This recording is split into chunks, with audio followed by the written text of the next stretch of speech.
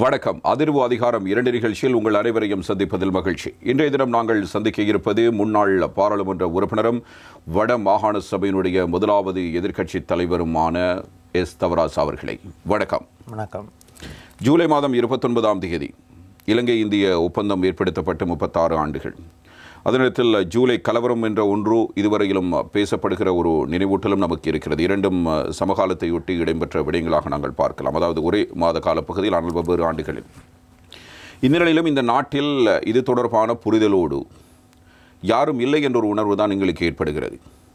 உங்களுடைய பார்வையில் ஜூலை கலவரம், 13வது திருத்தம். ஜூலை கலவரத்தில் நேரடியாக பாதிக்கப்பட்டவர்களில் நானும் ஒருவன். நேரடியாக பாதிக்கப்பட்டது அல்ல, அன்றைய நிகழ்வுகள் பலவற்றை நேரடியாக கண்டவர்களில் நானும் ஒருவன். அன்றிலிருந்து இன்று நமது சரித்திரம் பல ஏற்றத்தாழ்வுகளை அல்லது பல விடயங்களை சந்தித்து வந்திருக்கின்றது. ஆனால் அதில் குறிப்பாக முக்கியமாக ஜூலை மாதம் 29ஆம் தேதி இந்திய பிரதமர் ராஜீவ்காந்திக்கும் இலங்கை அப்போதைய ஜனாதிபதி ஜே.ஆர். ஜெயவர்தனாக்கும் இடையிலே அமுல்படுத்தப்பட்ட இலங்கை இந்திய ஒப்பந்தம். அது இன்றைக்கு பலர் கூறிக்கொண்டிருக்கின்றார்கள் 13ஐ நடைமுறைப்படுத்தணும், 13ஐ நடைமுறைப்படுத்த வேண்டும் என்று. உண்மையில் நாங்கள் கோர வேண்டியது இலங்கை இந்திய ஒப்பந்தத்தை நடைமுறைப்படுத்த வேண்டியும். ஏன்னா 13 அரசியலமைப்பின் 13வது திருத்தச் சட்டம் என்பது இலங்கை இந்திய ஒப்பந்தத்தின் ஒரு அம்சம், அது முழு அம்சமும் அல்ல. அந்த 13வது திருத்தச் சட்டத்தில் உள்ளடக்கப்பட வேண்டிய விடயங்களினுடைய உயிர் நாடி என்று சொல்கிறதா இருந்தால் அது 13வது திருத்தம், சரி பண்ணிக்கணும், இலங்கை இந்திய ஒப்பந்தம். அதன் அடிப்படையில் வச்சு கொண்டு தான் நாங்கள் எல்லாத்தையும் பார்க்க வேணும். அதனால் எங்களுடைய கோரிக்கைகள் இன்றைக்கு அந்த ஒப்பந்தம் கைச்சாத்திரப்பட்டு 87ஆம் ஆண்டிலிருந்து இன்றைக்கு எத்தனை வருடங்கள் 36 வருடங்கள் கலந்து விட்டன. இப்போ இந்த நிலையிலும் இன்னும் அந்த ஒப்பந்தம் முழுமையாக அமுல்படுத்தப்படாமல் இருப்பதற்கு நான் ஒரு பக்கமாக குற்றம் சாட்ட மாட்டேன். எல்லா பக்கத்திலையும் பிழை இருக்கின்றது. எல்லா பக்கத்தில் தமிழ் பரப்பில் நிறைய தவறுகள் இருக்கின்றது. என்ன தவறு? குறிப்பாக முதலாவது, நீங்கள் அந்த இலங்கை இந்திய ஒப்பந்தத்தில் நான் நினைக்கிறேன், என்னுடைய ஞாபகம் பிரிவு 2.9 என்று நினைக்கின்றேன். அதன்படி ஆயுத குழுக்கள் இந்த தங்களுடைய ஆயுதங்களை கைதளித்த பின் 25 மே 1987ஆம் ஆண்டில் நான் நினைக்கிறேன், 25 மே சகல இராணுவத்தினரும்,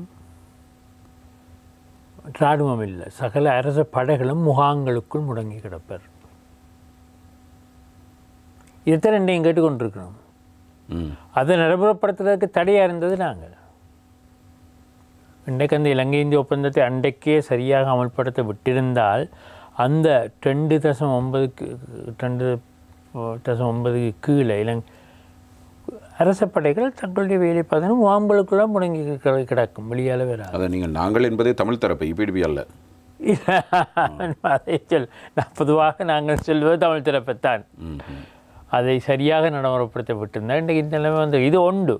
அதே போல் நீ அரசியல் தீர்வு இந்த விடயங்கள் எல்லாம் நாங்கள் பல தவறு. ஏன் 13ஐ முதல் நடைமுறைப்படுத்துவதற்கு நடந்த தேர்தலில் நாங்கள் முழுமையாக பங்களிக்கவில்லை, தமிழ் மக்களை பங்களிக்க விடவில்லை.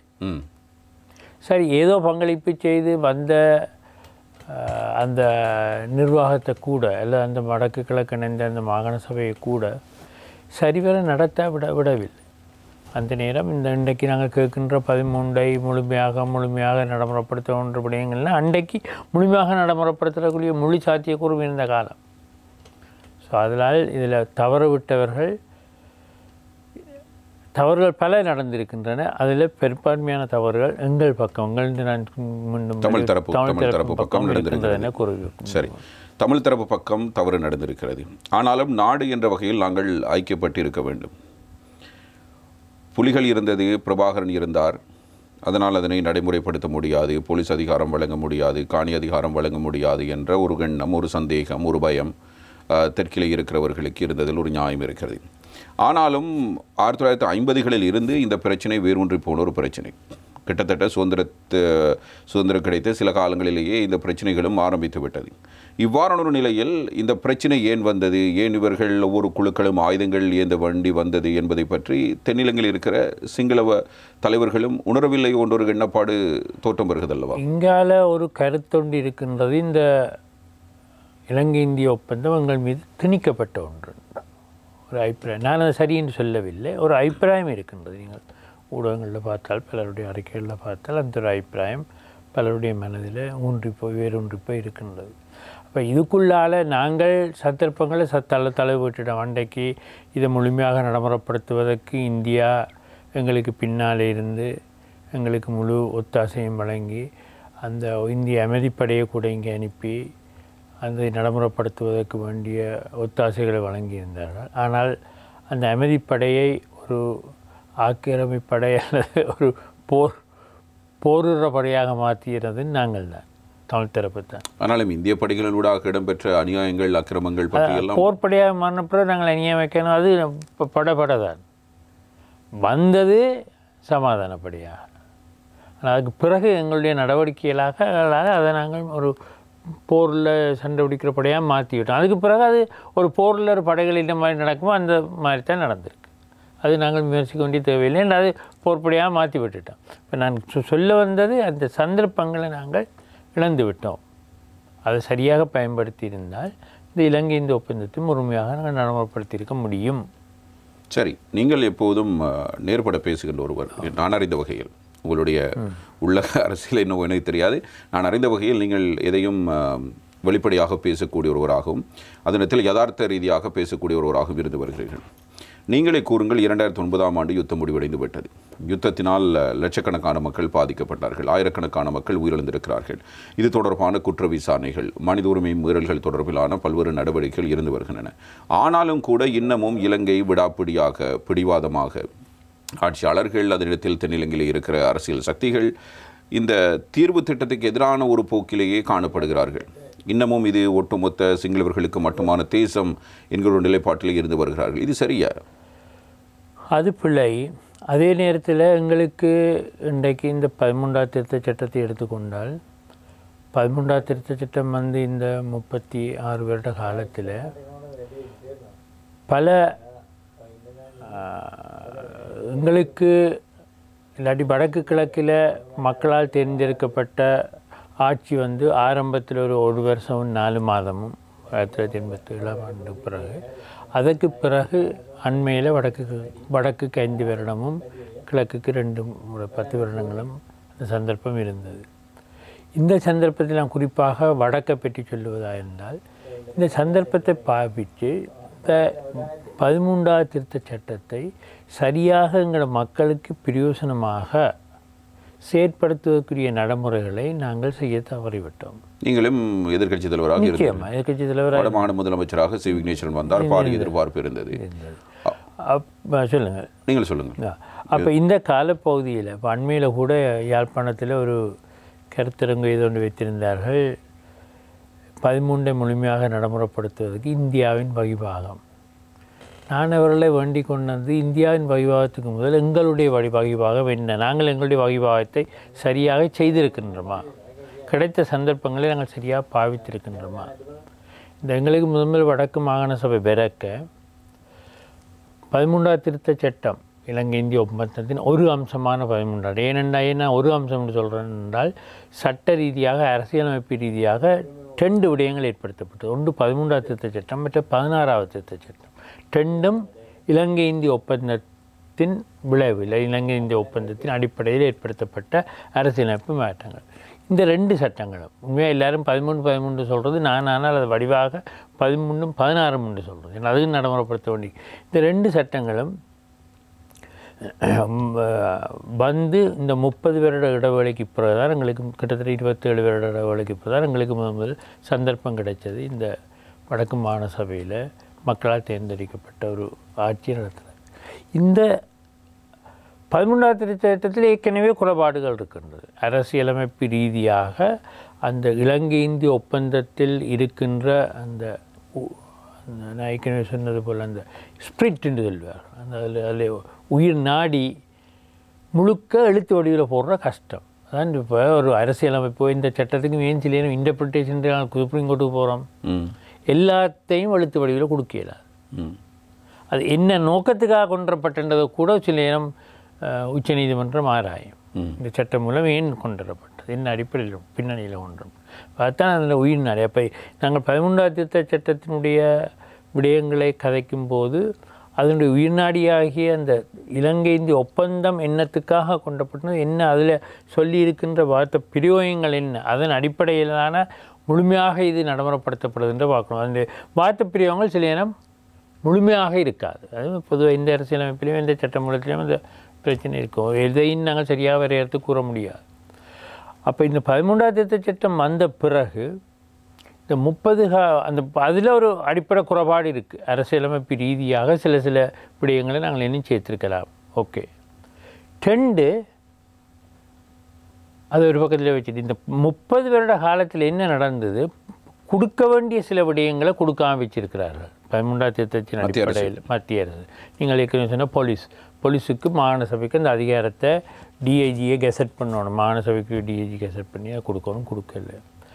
காணியை பொறுத்த மட்டும் காணி என்ன லேண்ட் கமிஷன் ஒன்று ஏற்படுத்தப்பட வேண்டும், காணி ஆணைக்குழு. அது நிச்சயம் அது ஆணைக்குழு ஏற்படுத்தினால்தான் இசையெல்லாம். பழைய supreme court chief justice Mohan Peiris ஒரு ஜட்மெண்ட் கொடுத்துருக்கிறாரு இந்த காணி சம்பந்தமாக. அது காணி மத்திக்குரிய விடயமாக அவருடைய இன்டர்பிரிட்டேஷன் வியாக்கியானம் கொடுத்து அதில் சொல்கிறார், இந்த காணி ஆணைக்குழு ஏற்படுத்தப்பட்டுமா இருந்தால் இந்த பிரச்சனை வந்திருக்காது, வியாக்கியானம் இந்த பிரச்சனையே வந்திருக்காது. ஜட்மெண்ட்லேயே அவரே சொல்கிறார். அவர் மத்திக்கு சார்பாக அந்த இன்டர்பிரிட்டேஷனை கொடுத்ததுக்கு என்ன இந்த காணி ஆணைக்குழு. அப்போ இந்த காணி ஆணைக்குழு இன்னும் அமைக்கப்படவில்லை. அதாவது மாகாணங்களுக்குரிய இல்லை, காணி ஆணைக்குழு ஒன்று அமைச்சு இந்த காணி ஆணைக்குழு தான் இந்த மாதிரி இந்த மாகாணத்துக்குரிய காணி அதிகார பகிர்வு இந்த ஷெடியூலில் சொல்லியிருக்கு. இது மாகாண சபை நிழலில் இருக்கின்ற நிழலுக்கு பின்னால் ஷெடியூல் ஒன்று அப்பெண்டிக்ஸ் 1, 2 இருக்குது. அதில் ஒரு காணி சம்பந்தம் ஒன்று கல்வி, ஒன்று சுகாதாரம், மற்ற காணி சம்பந்தமான சொல்லியிருக்கு. அப்போ இதெல்லாம் மத்திய கொடுக்காம வச்சுருக்கு. சரி, அது மத்தியில் பிள்ளைண்டு வைப்போமே. கொடுத்த 37 விடயத்தில் இது 37 விடயங்கள் மாகாணத்துக்கு பயந்து அளிக்கப்பட்டிருக்கு. அதில் இது 2ஐயும் விட்டால் 35 விடயங்கள் மாகாணத்துக்குன்னு கொடுத்துருக்குது. இந்த விடயங்கள் என்ன நடந்தது என்றால், மாகாணத்தில் ஒரு ஆளுநருக்கு கீழே இல்லாட்டி தெற்கில் மக்களால் தேர்ந்தெடுக்கப்பட்ட அரசுகள் இருந்தாலும் அந்த அரசை மன்னிக்க வேண்டும், மக்களால் தேர்ந்தெடுக்கப்பட்ட மாகாண சபைகள் முதலமைச்சர்கள் இருந்தாலும் அவர்களுக்கு இந்த அதிகார தங்களுக்கு முழுக்க வேண்டும் என்ற அக்கறை எதுவும் இல்லை தெற்கில். அவர்கள் ஏதோ இன்னொரு கவர்மெண்ட் டிபார்ட்மெண்ட் நடத்துகிற போல தான் இந்த மாகாண சபையில் நடத்தி கொண்டு போனார்கள். இப்போ இந்த கால இடைவேளையில் 27லேருந்து 30 வருட கால இடைவேளையில் என்ன நடந்தது, அவர்களுக்கு பிரச்சனை இல்லை, அவர்கள் சிங்களவர்களாக இருக்கிறார்கள், அது இன்னொரு டிபார்ட்மெண்ட், இன்னொரு அரசு திணைக்களம் கொடுக்கல் வாங்கல் செய்து கொள்ளலாம், வேண்டிய பேசிக்கொள்ளலாம். அப்போ இந்த 27-30 வருட காலத்தில் மத்தி ஒன்று கொடுக்காதது நினைக்கிறேன் சொன்னது, கொடுத்த விடயங்களில் பலவற்றை நிர்வாக ரீதியாகவும் நிறைவேற்றி செயற்பாடு ரீதியாகவும் கொஞ்சம் கொஞ்சமாக தன்னகப்படுத்தி கொண்டிருக்கு. அது நிறைய உதாரணங்கள் இருக்குது. அப்போ இந்த விடயங்களை நாங்கள் மீண்டும் மாகாணத்துக்குரியதாக ஆக்க வேண்டும். இதெல்லாம் நிறைவேற்று செயற்பாடு, எக்ஸிக்யூட்டிவ் நிறைவேற்று செயற்பாடு, மற்றது நிர்வாக அட்மினிஸ்ட்ரேட்டிவ் முறைகளால் செய்யக்கூடிய. இதுக்கு பாராளுமன்றம் தேவையில்லை, 3-2 தேவையில்லை, ஒன்றும் தேவையில்லை. சாதாரண ஜனாதிபதி அமைச்சரவையினுடைய நிறைவேற்று செயற்பாடு ஏற்பாடுகளால் நிறைவேற்றி பெற்ற அட்மினிஸ்ட்ரேட்டிவ் நிர்வாக செயற்பாட்டால் செய்யக்கூடியது. எனக்கு ஞாபகம், இந்த எங்களுடைய வடமாகாண சபை ஆரம்பிப்பதற்கு தேர்தல் வர்றதுக்கு ஒரு 6 மாதமோ 7 மாதத்துக்கு முதல் எல்லா முதலமைச்சர்களையும் கூப்பிட்டு ஒரு என்ஜிஓ ஒன்று என்ன மாதிரி இந்த 13ஆம் திருத்த சட்டத்தை நாங்கள் மேலும் வலுப்படுத்தலாம், இல்லாட்டி என்ன செய்யணும்னு ஒரு கருத்தரங்கு வச்சு அதில் கூட முதலமைச்சர்கள் மற்ற முதலமைச்சர் இல்லாத இதுகளில் எங்களை போல் அந்த பிரதேச அரசியல்வாதிகள் கலந்து கொண்டார்கள். அதில் நாங்கள் இந்த கருத்துக்களை சொல்லும்போது அநேகமாக எல்லா முதலமைச்சர்களும் எங்களுடைய கருத்தை ஏற்றுக்கொண்டது மட்டுமல்ல, நாங்கள் எப்போ வடக்குக்கு தேர்தல் வரும் என்று எதிர்பார்த்து கொண்டிருக்கிறோம். ஏனென்றால் நீங்கள் தான் அந்த இழந்த அதிகாரங்களை மீள பெறுவீங்கள், அப்போ நாங்களும் அதை எடுத்துக்கொள்ளலாம் என்ற கருத்தை முன்வைச்சிருந்தார். அவருடைய கருத்து சரி. அவர்கள் வந்து இங்கத்திய மத்திய அரசில் எந்த அரசு பதவியில் இருக்கோ நியமம் அதை பிரதித்துவப்படுத்துகின்ற ஒரு முதலமைச்சர்களாகத்தான் இருந்தவர்கள் பெரும்பான்மை. அப்போ அவருடைய கருத்து வந்து இங்கே அவர்களால் செய்ய நீங்கள் எடுங்கோ, அப்போ எங்களுக்கும் அது. அப்போ எல்லாரும் எதிர்பார்த்தது வடமாகாண சபை வரப்போது எல்லாத்தையும் திருப்பி மீளப்புறம் போகுது. வந்தவைக்கு என்னென்ன அரசு எடுத்திருக்குன்னு தெரியாது, 13ஆம் சட்டத்தில் என்ன இருக்குன்னு தெரியாது. இதுதான் தமிழ் மக்களுடைய இன்றைய நிலைமை. நான் ஆணித்தரமாக சொல்லுவேன். நீதியரசர் விக்னேஸ்வரனுக்கும் தெரியாது. வேண்டாம், அவரை கூப்பிட்டு இதில் எடுத்துங்க, நான் கேள்வி எழுதுறேன். உங்களுக்கு தெரியும்? எனக்கு தெரியும்னு சொல்லலை, என்னால் சுட்டி காட்ட முடியும். சுட்டி காட்டுங்கள்.